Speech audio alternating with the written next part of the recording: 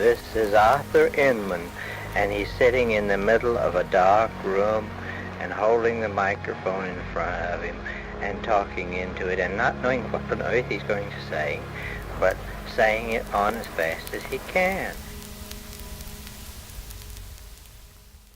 I always thought that the movie would be the best way to capture that book, because not only because of its length and because of its kind of kaleidoscopic quality, but because you could get in the dreams and fantasies in a way that you never could do it on the stage.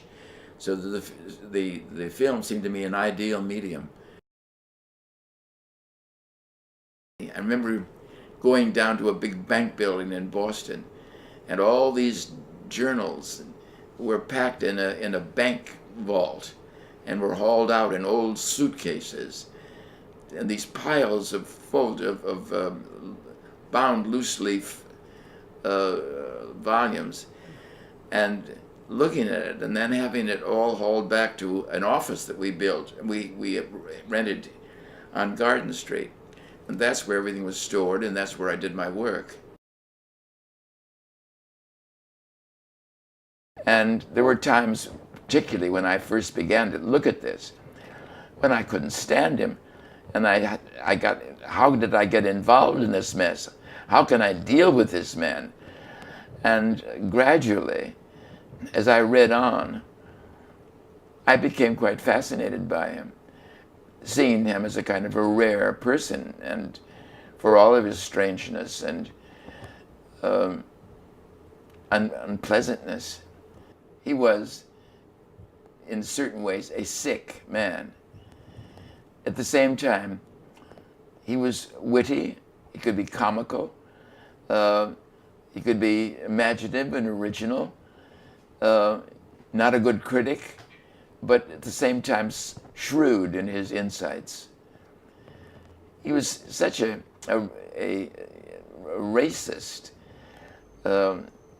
particularly Jews, Catholics, Irish.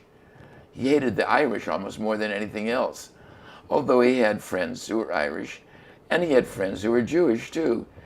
But he had to sort of pontificate on why Hitler was right, why Mussolini was right, why Russia was simply captured by Jews and they were going to be defeated, and a good thing too. That sort of attitude. It's hard to take. Of course, this is sort of demented adolescence, but gradually certain kind of wisdom and shrewdness came into his thinking. And there are moments when he's attractive and amusing, and other moments when he's loathsome. To see him in the journals, driving around Boston in his old car, which he loved. There are pictures of it, by the way, in the published volumes of the journals. Interviewing people, talking to people, horrified by them, shocked by them. Then he always thought he got along very well with the common man. That he could talk to truck drivers and working class people. They all liked him. They all understood him. At the same time, he had fears about kind of alien people coming in, and nightmares. The nightmares themselves are very revealing. So, you see, a very complex man. He came from a southern point of view, an illustrious family, well-to-do, privileged, connections outside of Atlanta into New York. In other words, he truly belonged to a privileged minority of people. And he just didn't like people who were not like him. To his friends, he was loyal. He was very suspicious about new acquaintances until they proved themselves. The story of women is another thing entirely. But with the men, with his chauffeurs, with the man who came to fix his Victrola, his talking machine as he called it, and people who did mechanical things for him, repaired things for him. He liked those people. And they were all very informal. They all called him Arthur, or Artie. The girls called him Artie. the men called him Arthur, and he liked that. It was never Mr. Inman.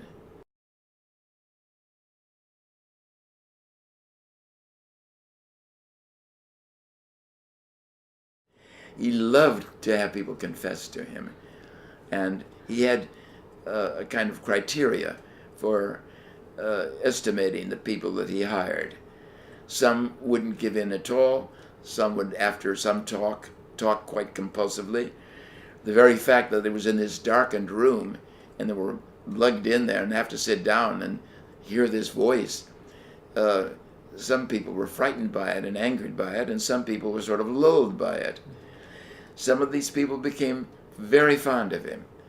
Some of the people pretended to be fond of him because they know he was a meal ticket. He never could quite be sure when people liked him for himself or for his money. She, in some ways, remains the most mysterious of all. You ask the question of why she stayed with him. I think this is a question she afterwards thought about it. In a way, you think, why did she? She sort of left. She wouldn't have starved. So there must have been something there. Well, what it is, I've never been able to fathom. Because at the end, I mean, the way he treated her, and sometimes even cruelly, most women wouldn't have stood. Of course, she had her privacy. She lived in her own room. She didn't have to sleep with him, although in some sense the complaint was that he was not interested in her at the very beginning and that he wasn't a proper husband. She talked to me quite frankly about him. She also told me about her, you call it affair with Dr. Pike. That wasn't his name, of course. All the kinds of things that were in the journal. And she didn't talk in a way defensively or apologetically. She simply described what was going on. She never attacked Arthur. She never spoke about him dismissively or contemptuously. She had loved him, and there was a certain kind of affection, even if his treatment to her was, well, you can't imagine it sometimes. It was so cruel and insensitive. Although he was devoted to her at the same time. It's a very curious kind of relationship. Well, the noise increased, and it was noise finally that brought him to that pitch of rage and fear that he just couldn't stand it. That he would even dislike the noise of birds. He wanted Evelyn to go out and shoot birds from Garrison Hall. She was a good shot, and when they became too noisy, and of course with this pounding, with this increasing, with the building of Prudential Center, and his rage and his funny things he said about it too, going up, that it became a symbol really for everything that he found fearful and destructive.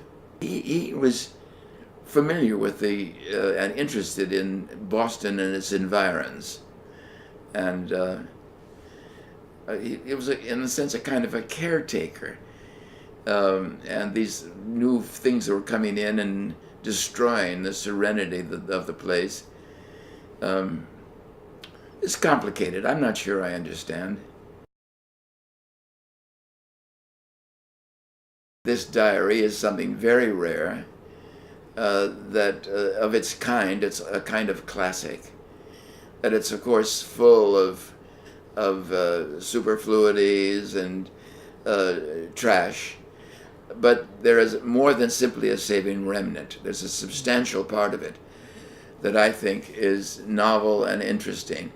And here is someone who really did what Edgar Allan Poe said never could be done, to write a novel my heart laid bare. Because that he does without any kind of affectation. He doesn't hold back, and he even discusses his own qualities that are not likable and his own errors, at the same time with this immense pride. And then I think the people who came to speak to him and became his friends and worked for him were rather an extraordinary group. So it's a kind of cross-section of American society, somehow boiled down into these volumes of recollections, sharp observances, and then, of course, Arthur Inman himself and presiding over it all. So I think it's an extraordinary and unusual thing. If you could communicate this in a film.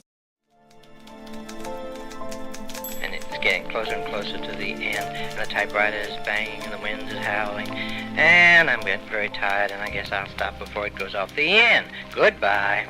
Goodbye. This is the end of the record, Arthur said.